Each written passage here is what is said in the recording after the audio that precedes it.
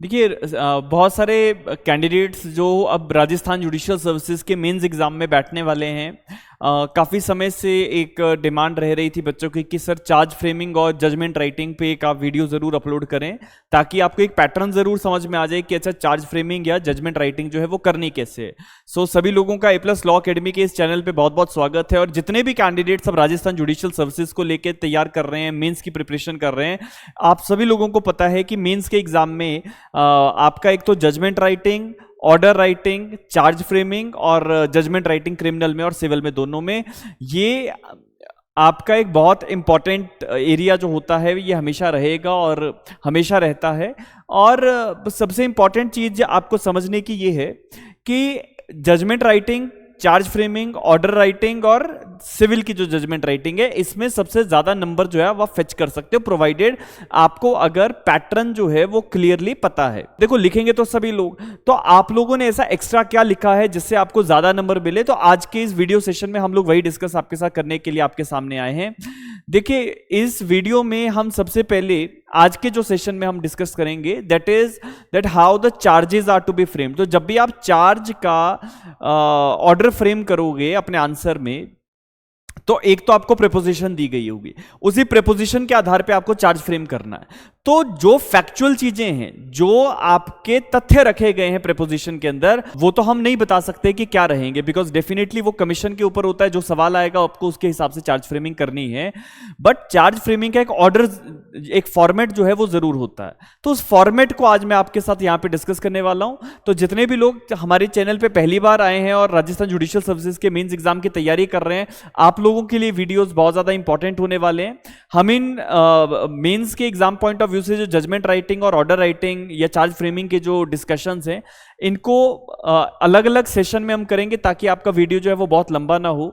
तो पहला जो आज का सेशन है वो चार्ज फ्रेमिंग पे रहेगा। सो चलिए डिस्कस करते हैं कि आप अपने आंसर्स में चार्ज फ्रेमिंग का क्या फॉर्मेट अडॉप्ट करेंगे और क्या क्या चीजों का आपको खास ध्यान रखना है। चलिए शुरू करते हैं आज के सेशन में।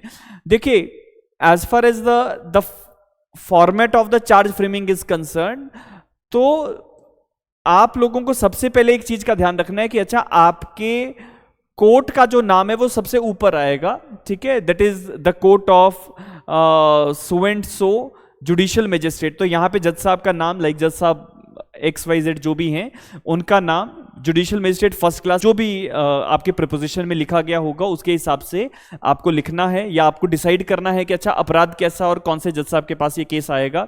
उसके साथ साथ जो भी जिला है, डिस्ट्रिक्ट, ठीक है, डिस्ट्रिक्ट या जिस भी इलाके के वो जुडिशियल मजिस्ट्रेट हैं या कोर्ट ऑफ सेशन है, जहां पे भी आपको, जिस भी कोर्ट के लिए आपको चार्जेस फ्रेम कर रहे हैं, उस जिले का नाम आपको यहां लिखना है और उसके बाद आपकी स्टेट का नाम आएगा। इसके बाद criminal case number, criminal case number अगर कुछ लिखा है प्रेपोजिशन में तो ठीक है, नहीं लिखा है तो आप इसको खाली छोड़ सकते हैं। उसके बाद FIR नंबर, अगर प्रेपोजिशन में लिखा है तो आपको ये फिलअप करना है। फिर सेक्शन नंबर, तो आईपीसी के कौन से धाराओं के अंदर चार्ज फ्रेम होना है ये आप लिखेंगे। और डेट ऑफ इंस्टीट्यूशन, तो चार्ज फ्रेमिंग के लिए जो आपके पास चार्जशीट आई है वो चार्जशीट आपके पास किस दिन आई है, अगर कोई डेट उसकी लिखी गई है तो वो आप साथ में लिखोगे। इसके अगली जो बात है, अगला जो हमारा टाइटल रहेगा पार्टीज का, that is the next thing. तो सबसे पहले state of Rajasthan through SHO police station. अच्छा कैंडिडेट्स बहुत बार गलती करते हैं कि सिर्फ आप स्टेट का नाम लिख दोगे लेकिन नीचे आपने कुछ नहीं लिखा, तो through station house officer, SHO police station, फिर उसमें आपका थाना कौन सा है, फिर स्टेट का नाम आ जाएगा। आप यहां पे प्रोसिक्यूशन लिखेंगे, वर्सेस पूरा लिखना है, वी करके नहीं चलेंगे, है ना, वी लिख के नहीं चलेगा काम, आपको पूरा वर्सेस लिख के, एक्यूज का नाम, सन ऑफ, रेजिडेंट ऑफ और एज्ड, है ना। तो ये अगर एक से ज्यादा एक्यूज्ड हैं तो A और B। तो जो मैंने आपके सामने फॉर्मेट डिस्कस करना है, इसमें 2 एक्यूज हमने रखे हैं। A नाम का जो एक्यूज्ड है उसका पहले आप नेम, पेरेंटेज और रेजिडेंस और एज। नेम, पेरेंटेज, पेरेंटेज मतलब सन ऑफ, और रेजिडेंट और एज। और सिमिलरली सेम आप जो है सेकंड एक्यूज के लिए भी वैसा ही करोगे। ये करने के बाद आप यहां पे एक्यूज पर्सन जरूर लिखेंगे, एक्यूज पर्सन आपने लिखना है।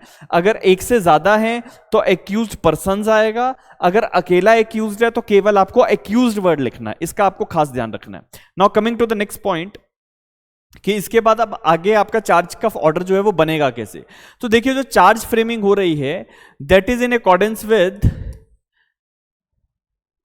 Section number 240। अब ये 240 यहां पे क्यों लिखा है, क्योंकि जुडिशियल मजिस्ट्रेट्स के सामने या जुडिशियल मजिस्ट्रेट साहब जब चार्ज फ्रेम करते हैं, उनके सामने चार्जशीट दी जाती है, तो जुडिशियल मजिस्ट्रेट की कॉम्पिटेंसी सेक्शन नंबर 240 के अंदर है, 240 के अंदर। तो 240 के अंदर जो है जुडिशियल मजिस्ट्रेट साहब चार्ज फ्रेम करते हैं। तो वैसे ही आप अगर कोर्ट ऑफ सेशन का है तो कोर्ट ऑफ सेशन का जिस सेक्शन में चार्ज बनेगा आपको वो लिखना है। So accordingly you have to proceed. इसके साथ साथ आगे का अगर आप देखें तो इसमें लिखा हुआ है कि अब जज साहब देखो, जज साहब लिखते हैं दैट आई, फिर जज साहब का यहाँ पे नाम आएगा, जो भी नाम वहां पे लिखा है XYZ जो भी आप लिखना वहां पे प्रीपोजिशन के बेस पे होता है कि क्या लिखना है।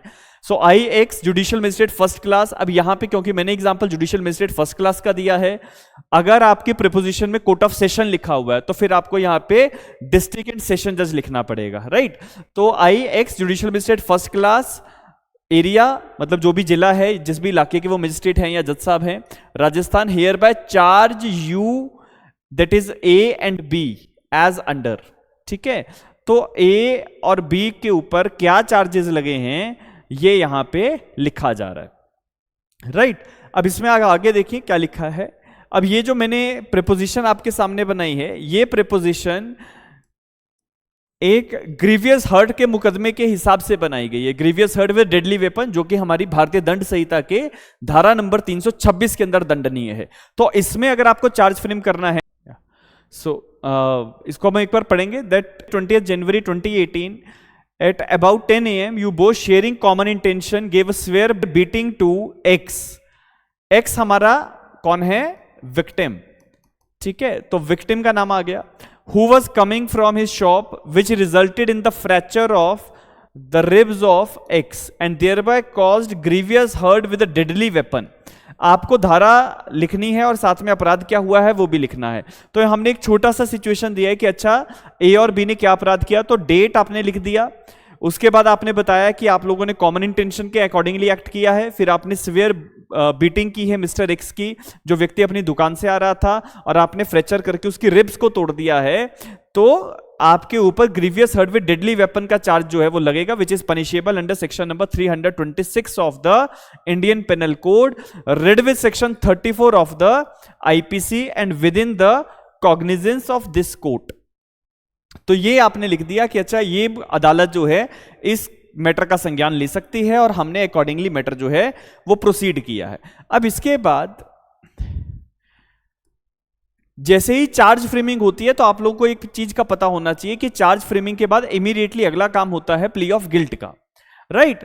तो अगर चार्ज फ्रेम हो चुका है तो जज साहब एक्यूज को कहते हैं कि वेदर ही प्लीड्स गिल्टी और नॉट। तो आपके चार्ज फ्रेमिंग के साथ ही प्लीड गिल्टी वाला पॉइंट भी आता है, that I hereby direct you to be tried by this court on the above said charges. तो पहले तो आप ये लिख देंगे कि हम आपके अगेंस्ट इन धाराओं के अंदर ट्रायल जो है वो चलाने वाले हैं।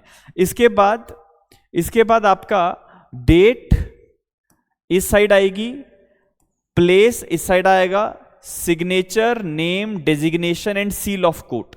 चारों चीजों को आप अच्छे से लिख लेंगे अपनी कॉपीज पे, signature, name, designation and seal of court, ये चार चीजें आपको लिखनी होती हैं। इसके साथ साथ जो अगला आपका पॉइंट है, जैसे मैंने आपको बताया कि plea of the accused persons, तो उसमें लिखा जाता है plea of the accused persons में that the above framed charges were read over and explained to the accused persons and they plead not guilty and claim to be tried।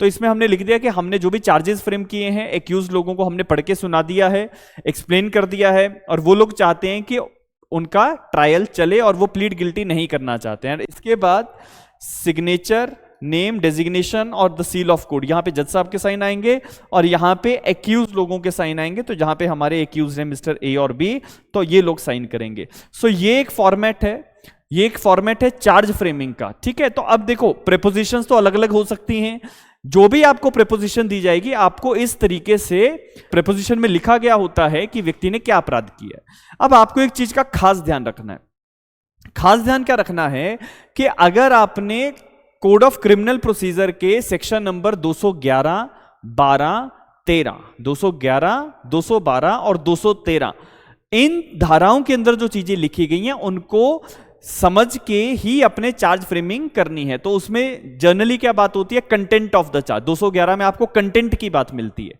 तो content में section number charge framing के अंदर होना चाहिए। अगर अपराध का कोई स्पेसिफिक नाम है तो वो नाम आपको वहां पे लिखना होता है, जैसे हमने लिखा कि grievous hurt with deadly weapon, ये लिखना पड़ेगा। धारा लिखनी पड़ेगी, कौन से कानून के अंदर वो चीज अपराध है, ये लिखना पड़ेगा। इसके बाद आपका डेट, टाइम, प्लेस, कहां पे अपराध हुआ, किस समय हुआ और कब हुआ, ये लिखना पड़ता है। और विक्टिम का नाम भी आपको लिखना पड़ता है। तो मैंने आपको 3 धाराएं बताई हैं सीआरपीसी की, सेक्शन नंबर 211, 212 और 213। इन 3 धाराओं को आप जरूर पढ़ें, और पढ़ने के बाद आपको यह समझ में आ जाएगा कि जैसे हमने ये एक फॉर्मेट डिस्कस किया, इसमें आपको ये सारी चीजें मिल गई। आपने देखा कि चार्ज फ्रेमिंग में विक्टिम का नाम आ गया, आपने देखा चार्ज फ्रेमिंग में डेट आ गया, टाइम आ गया, जगह आ गई कि दुकान से जब वो व्यक्ति आ रहा था उसके ऊपर आपने अटैक किया। तो सारी ही चीजें आपको लिखनी है। कानून का नाम लिखना है जिस कानून के अंदर चार्ज बन रहा है, जैसे आईपीसी है यहां पे। दूसरा, धाराएं लिखनी है, तो 326 हमने grievous hurt with deadly weapon लिख दिया।